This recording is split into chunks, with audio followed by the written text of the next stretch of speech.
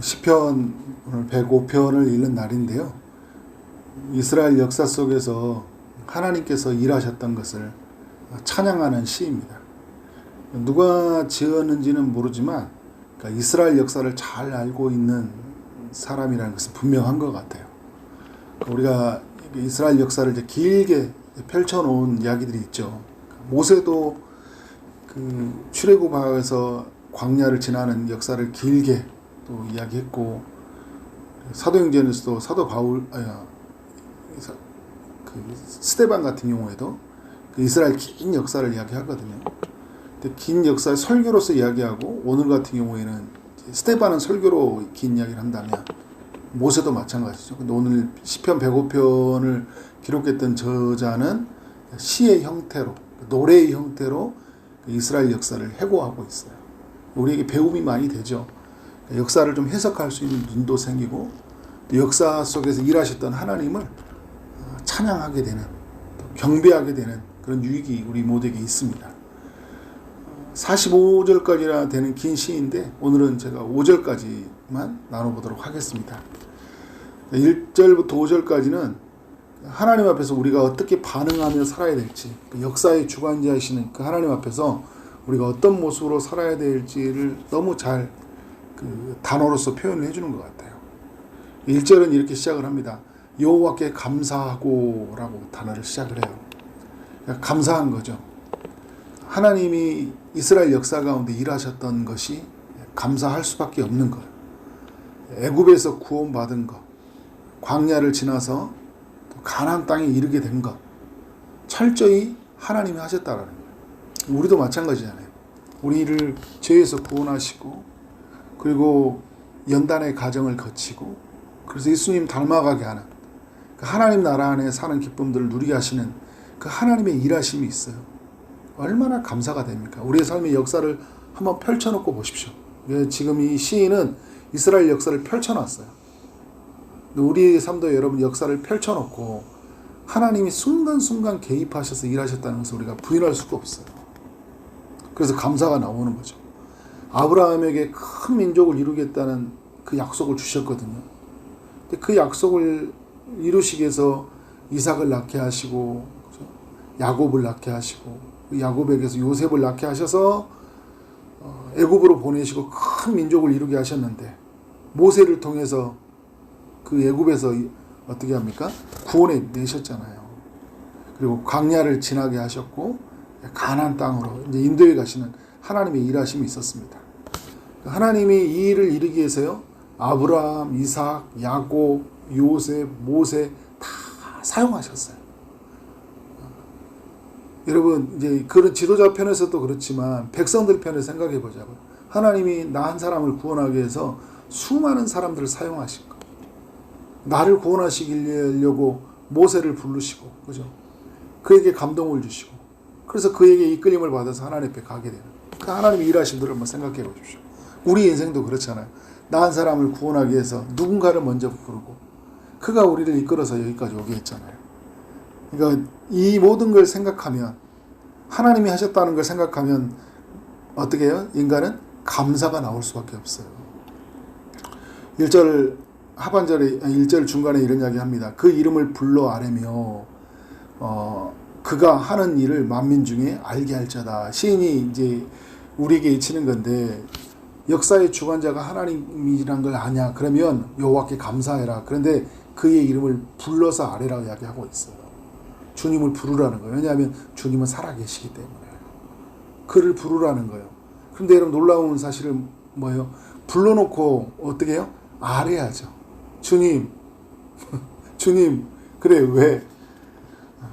이 역사의 긴 역사 속에 주님이 일하셨는데, 오늘 내게 지금 일어난 일 속에 주님이 친히 개입하옵소서. 이것이 또 주님이 이루시는 역사가 되게 하옵소서. 아뢰는 거죠. 아뢰는 거예요. 여러분, 기도의 시간은 주님을 부르는 시간이고요. 그리고 우리의 모든 소원을 아뢰는 시간이에요. 아뢰는 시간. 또 오늘 그 아뢰므로 말미암아 하나님의 역사가 또 하나가 펼쳐지는 거예요. 기도를 통해. 아, 주님, 나의 이 고백과 나의 이 예침 속에 하나님이 어떤 일을 이루시길 원하십니까? 이런 우리의 고백이 있어야 되겠죠. 그래서 또 1절 하반절에 뭐라고 하냐면 그가 하는 일을 만민 중에 알게 할 자다. 그러니까 우리에게 감사의 대상이고 그 이름을 불러 아뢰시는 그 하나님께 우리의 고백이 되지만 우리가 받은 은혜를요, 우리가 만난 하나님을, 역사의 주관자 되신 하나님을 어떻게 해요? 모든 세상 만민에게 알게 하라는 거예요. 그러니까 나한테 이루어졌던 많은 일들이 있죠. 그것을 어떻게 사람들에게 하나님이 이렇게 일하셨어, 이렇게 구원해 주셨어, 이렇게 인도해 주셨어, 그 하나님이 얼마나 내게 영광스러운지 몰라, 다 알게 하는 거예요. 그러니까 여러분, 오늘 우리의 이 110번 배우고편은 우리가 하나님 앞에 어떻게 해야 될지, 그리고 사람들에게 어떤 모습으로 나아가야 될지를 다 알려주는 그 시의 고백이라고 할 수 있어요.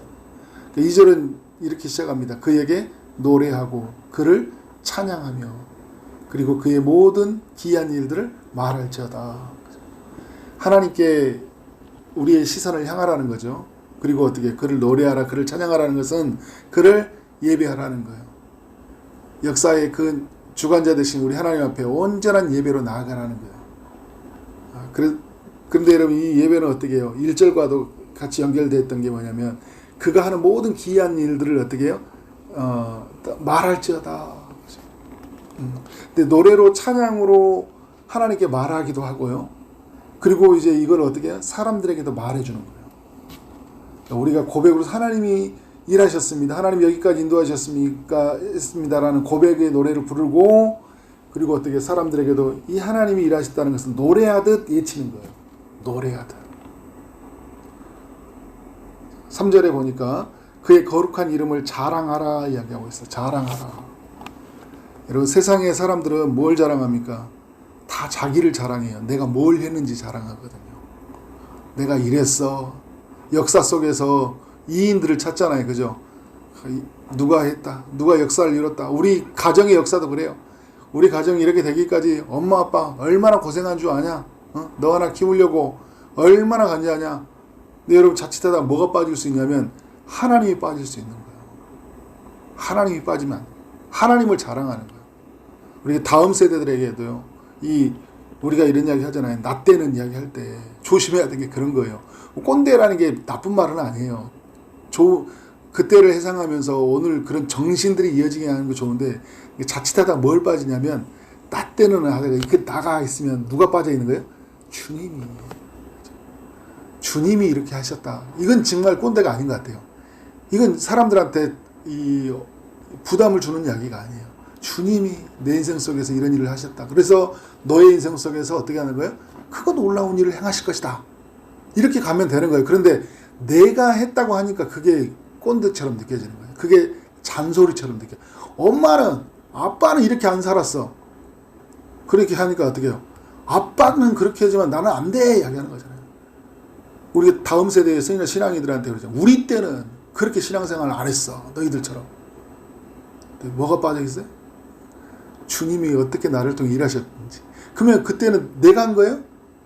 주님이 은혜 주셔서 했었잖아요. 그러니까 우리에게 다음 세대에게 이야기할 때도 주님의 은혜가 너희에게 임했으면 좋겠다. 그래서 은혜로 사역했으면 좋겠다.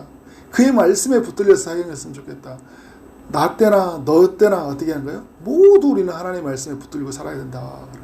세상은 나를 증명하고 그래서 힘을 가지려고 하고 높은 자리에 가려고 하는데, 우리는 하나님을 증명하고, 그죠? 그래서 하나님을 자랑하고 살자라는 거죠. 그래서 그의 이름을 자랑하라는 거예요. 역사의 주관자이신 하나님을 자랑하는 거예요. 아브라함 때부터 이삭과 야곱과 모세의 모든 속에서 누가 남냐는 거예요. 하나님이 남으신다. 네. 그리고 이제 그러면서 3절 하반절에 이런 이야기하고 있어요. 여호와를 구하는 자들은 마음이 즐거울지어다. 하나님을 구하라고 그러잖아요. 1절에서 그 이름을 불러 아뢰라고 그러는데 4절도 이런 이야기 했어요. 그의 여호와의 능력을 구할지어다. 그의 얼굴을 항상 구할지어다. 우리가 어떻게 해요? 구해야 된다라는 거잖아요. 왜냐하면 여러분, 정말 우리가 이렇게 긴 우리 삶의 여정들을 봤을 때 우리의 힘으로 살 수 없잖아요. 우리는 그래서 여러분, 하나님께 구해서 얻어지는 거예요. 근데 하나님은 우리에게 그냥 주실 수 있는데도 불구하고요, 안 주신 건 뭐냐면 우리도록 구하도록. 그래서 뭘 깨닫게 하시냐면 주신 이가 여호와라는 걸 알게 하시기 위해서 그런 거예요. 그래서 구하라라는 거예요. 그냥 여러분 매번 자연의 섭리처럼 다 우리에게 그냥 매번 아침마다 아침에 택배 듯이 배달해 주는 게 아니라 어떻게 하는 거예요? 우리가 주님을 구할 때 주시는 거예요. 그런데 오늘 이런 이야기 하잖아요. 구하는 자들이 어떻게 합니까? 마음이 즐겁다 이야기를 해요. 구하는 자들이 마음이 즐겁다. 그리고 어떻게 해요? 그의 능력을 구하라는 거예요. 그리고 그의 얼굴을 항상 구하라. 그러니까 여러분 우리 하나님의 능력으로 사는 사람들이고 그의 얼굴은 임재를 의미하거든요. 그의 임재로 사는 사람들이잖아요. 하나님의 능력으로 사는 사람들이에요. 우리는 우리에게 자원으로 사는 사람들이 아니라니까요. 하나님의 능력으로 사는 사람들이에요. 하나님의 임재가 없으면 우리는 살지 못한다고요. 이 말은 은혜가 없으면 그렇죠. 은혜 아니면 살아갈 수 없는 사람이라니까요. 그래서 그의 얼굴을 그의 임재를 오늘도 구하는 거예요. 오늘 이 새벽에 내 일터에서 가정에서 구하는 거예요. 그래 여러분 9절 이하에서 나오는 이 아브라함부터 이삭, 야곱, 요셉, 모세 이런 모든 사람들을 보면요. 그들은 공통된 특징이 이거예요. 오늘 그 이름을 자랑했고요. 그를 구했어요. 그 마음이 즐거운 사람이에요. 여호와를 구함으로. 능력을 구해요. 왜냐하면 자기에게 자원을 찾지 않는다니까요. 모세에게 있는 건 지팡이밖에 없어요. 그죠? 아브라함에게 이게 뭐가 있어요? 갈대아 우르에서 떠나서 아무도 없잖아요. 자기 삶에. 누구밖에 없어요? 하나님의 이름밖에 없어요. 그래서 그의 능력밖에 없다고요. 모두가 공통점이 뭐냐면 하나님을 구했고 그의 능력 그리고 그의 임재를 구하며 살아갔다라는 거죠. 5절 내용은 이렇게 이야기 시작합니다. 그의 종 아브라함과 후손 곧 택하신 야곱의 자손 너희는 그가 행하신 기적과 그의 이적과 그의 입의 판단을 어떻게 합니까? 기억할지어다 이렇게 하고 있어요. 기억하라는 거예요. 주님이 행하셨던 기적.